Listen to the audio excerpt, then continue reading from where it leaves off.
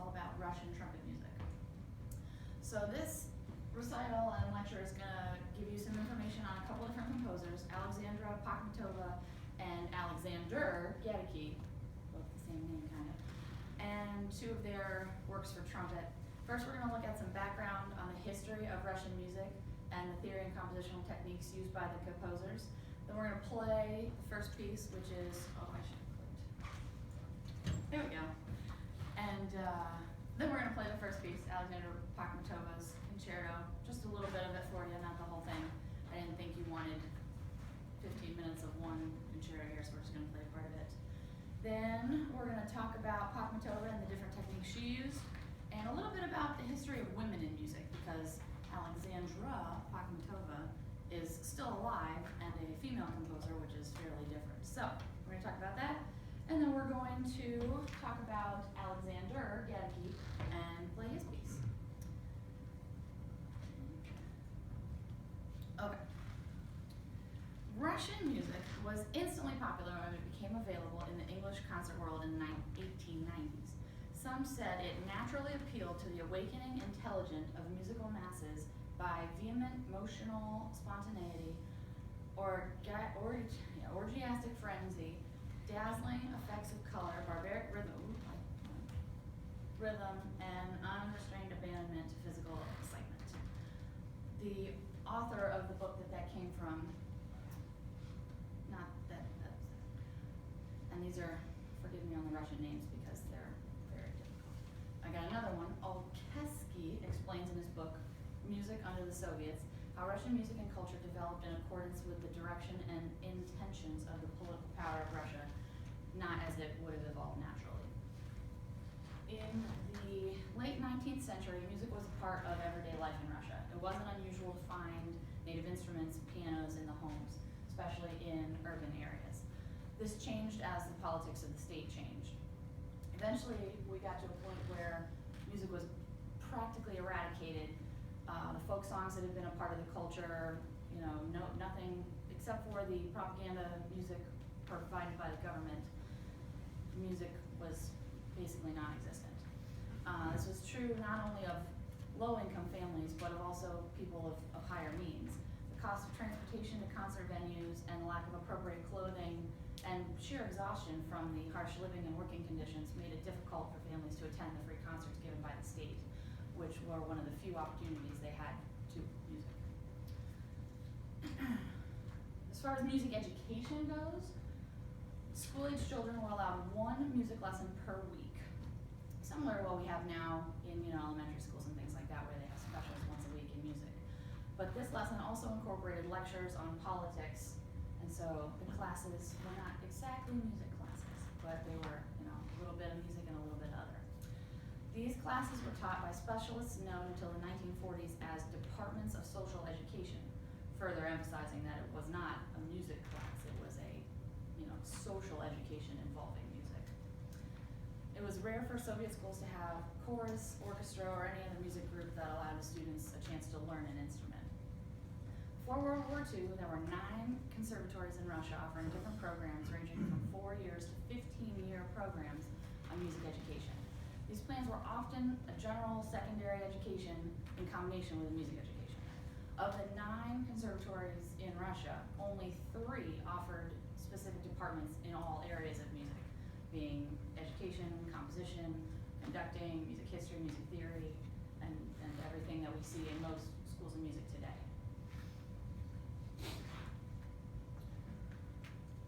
In the book, Music Under the Soviets, the author tells us that one of the most characteristic features of Russian composers during the early 1900s in their music is the deep, indissoluble contact with the historical traditions of Russian music, revealed not directly, as is deemed by the party's propagandists, but through the use of the creative experience of Russian composers. When we look at the aspects of these composers' music, we can separate them into melody, harmony, rhythm, orchestration, and the structure of their music. Russian composers of the early 20th century believed that melody was the soul of music. Despite their high regard for melody, their melodies were often not singable. So even though it was very important, you couldn't walk down the street humming, the tune like you would do now.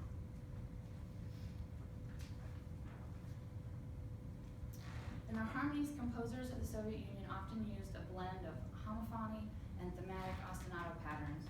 The harmonic language of these composers often included discords and accidental tone combinations. Stay tuned for that. Relying on the relationship between tonic and dominant to solidify a tonal center to the music. Russian compositions typically feature grouped rhythms. This was a way of writing syncopation patterns that incorporated pauses, interruptions, tied notes, and other strong accents off of the main beat, which again, I don't know about you, Cathy, that sounds pretty standard for at least one of our pieces. Orchestration is another tool these composers used to distinguish their music. Many compositions of the time transformed from full ensemble music to chamber ensemble through the use of orchestration. An example of this was two flutes accompanied by harp in the third movement of Shostakovich's Fifth Symphony. Now we're going to play Pakhmutova, and I'm going to leave that up for you.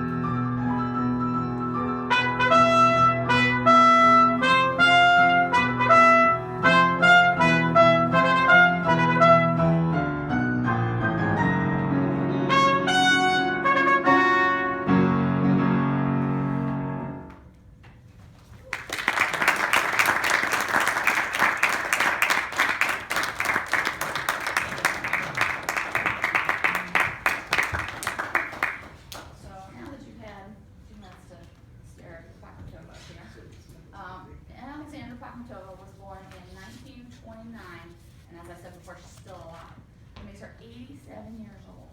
Now I tried to reach out to her over the internet through email and things like that, but never got any response. Possible she doesn't speak English, I don't know. Pakhmutova studied composition at the Moscow Conservatory, and she was most popular for her songs, which she wrote over 400 of.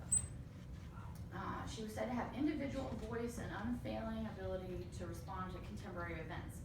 Pakhmutova was active in her country's culture and politics, writing songs that covered topics from Gagarin, the first man in space, to the nuclear disaster at Chernobyl, the Komsomol youth communist movement, and music for the 1980 Olympic Games.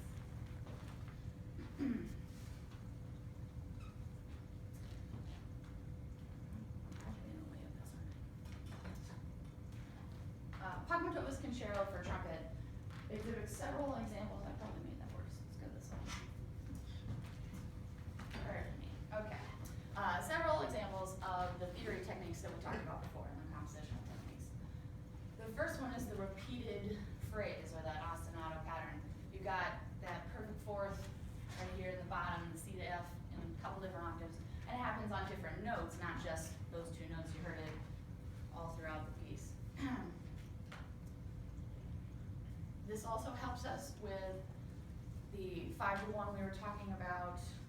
They have to establish the tonal center using the dominant and tonic relationship, because so much of their music has so many accidentals and discord things, which is another example up here. You can see all of these lovely, Cathy did a wonderful job incorporating all of these accidentals. The trumpet part's a piece of cake compared to that. The group rhythms we talked about, where they create syncopation using, tied rhythms or, accented things off of the regular beats, can be seen also in this section. Does pretty much the same thing. Here you have a specific example.